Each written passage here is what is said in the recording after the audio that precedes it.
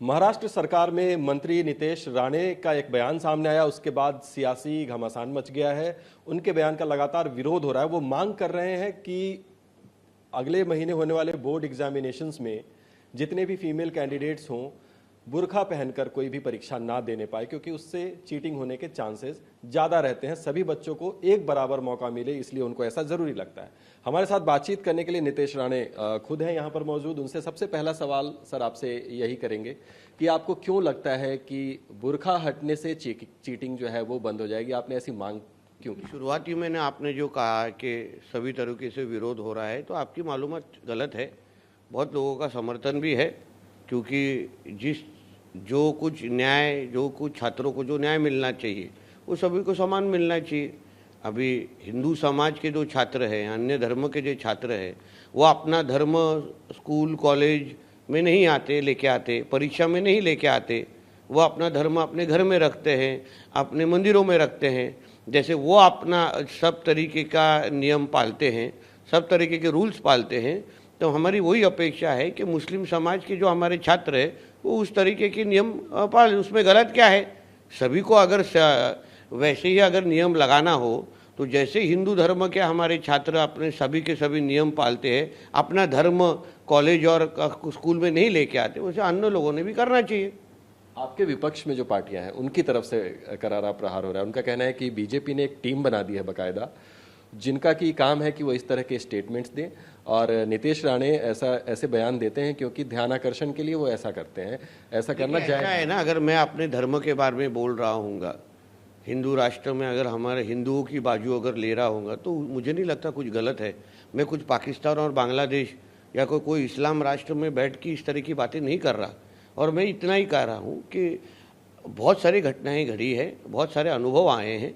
जब भी बुर्का पहन के कोई छात्र अगर उधर बैठते हैं, तो कभी कभी जब भी शिक्षक को उनको जाके अगर कुछ सवाल पूछना है, उनको बोलना है कि बाबा आपका आइडेंटिटी बताइए, तो लॉ एंड ऑर्डर का भी सिचुएशन खड़ा हो चुका है। काफ़ी बार चीटिंग के अलग अलग अनुभव बाहर आए हैं।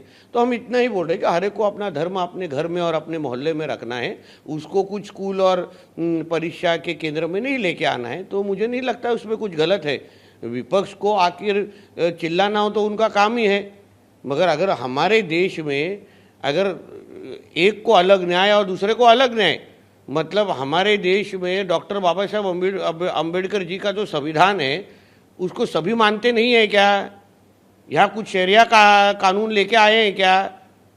तो ऐसा हो तो स्पष्ट होना चाहिए ना।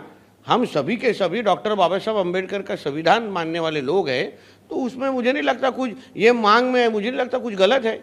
मुस्लिम धर्मगुरु और मौलाना जो है वो इस पर सवाल खड़े कर रहे हैं। उनका कहना है कि उनके धर्म में तो ये ड्रेस कोड है, एक तरह से महिलाएं जो हैं वो पहनती हैं, परंपरा रही है, उसको तोड़ने की बात आप कर रहे हैं।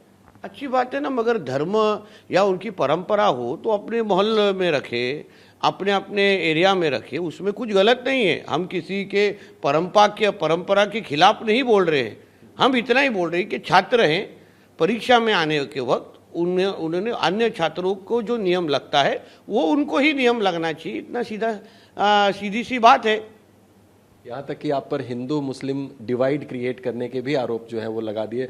समाजवादी पार्टी के नेता हैं अबू आजमी, उन्होंने कहा कि आप डिवाइड करने की जो राजनीति है। ऐसा है, अगर मैं हिंदुओं की तरफ कुछ उनके ऊपर होने वाला जो अन्याय है या जो नियम सभी को, अभी अगर सर्वधर्म समभाव की बातें अबू आजमी जैसे ही लोग करते हैं, गंगा जमुना तहजीब, हाँ भाईचारा, अरे भाईचारा गंगा जमुना तहजीब हो, सब धर्म समभाव हो, तो जो न्याय मुस्लिम समाज के छात्रों को लगता है, फिर वो हिंदू समाज के छात्रों को क्यों नहीं लगता?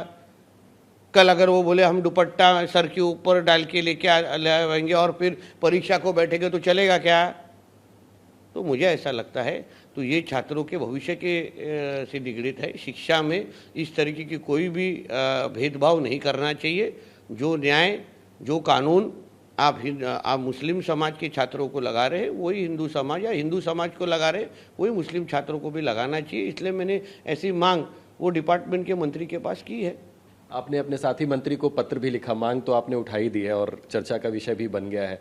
इस मांग के इम्प्लीमेंटेशन को आप कितना प्रैक्टिकल देखते हैं? क्या आपकी मांग जो है वो पूरी हो जाएगी? मंत्री इस पर संज्ञान? इसमें कुछ गलत नहीं है।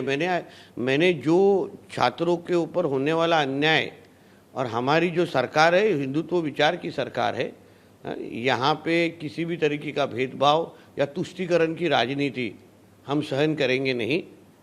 अपीजमेंट पॉलिटिक्स जिसको आप बोलते हैं, कोई किसी को सहन करेंगे नहीं।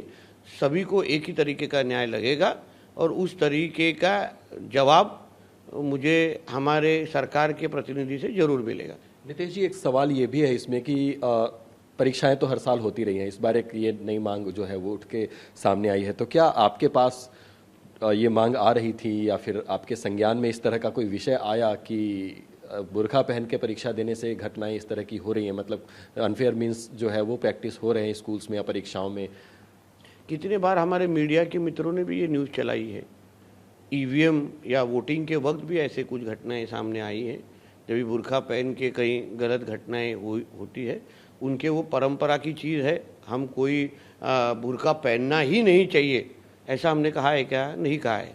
हम सिर्फ इतना ही बोल रहे हैं कि परीक्षा में आप ऐसा मत पहन के आइए, और उस बारे में वो डिपार्टमेंट के मंत्री ने इस बारे में निर्णय लेना चाहिए और इस तरीके का ऐसा कोई भी अगर परिपत्रक हो, जीआर हो, उसको रद्द करना चाहिए। आपकी ये मांग महाराष्ट्र तक सीमित है या फिर पूरे देश में के लिए आप चाहेंगे? सरकार का मंत्री हूँ, मेरे सरकार महाराष्ट्र की सरकार के हमारे शिक्षा मंत्री के पास मैंने अपनी मांग की है। धन्यवाद हमसे बातचीत करने के लिए। तो नितेश राणे जो है उनका स्पष्ट स्टैंड है कि उन्हें ये वाजिब मांग लगती है, और जहां तक बात धार्मिक परंपराओं की है, उनका कहना है कि अपने घर तक अगर उसे सीमित रखें, शिक्षण संस्थानों तक लेकर ना आए तो ज़्यादा अच्छा होगा, क्योंकि सभी बच्चों के लिए एक समान नियम होने चाहिए। TV9 भारतवर्ष के लिए साई दत्त के साथ मुंबई से मैं अभिजीत ठाकुर।